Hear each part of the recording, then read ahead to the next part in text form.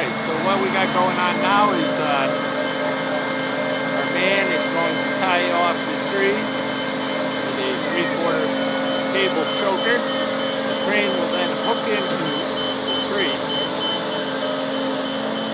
And we're going to lift off approximately 35 feet of tree in one shot, safely on the ground.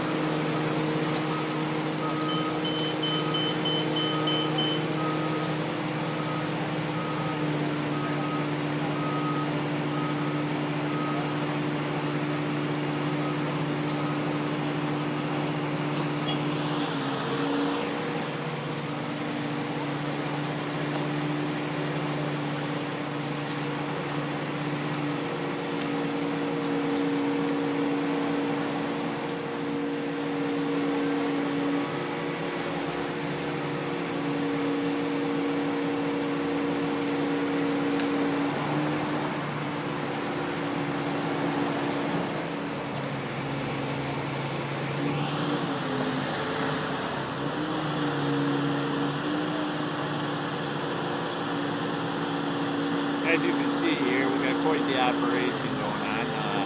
Now we're coming down. The man is going to make the cut, lift up the log, lower the tree safely to the ground.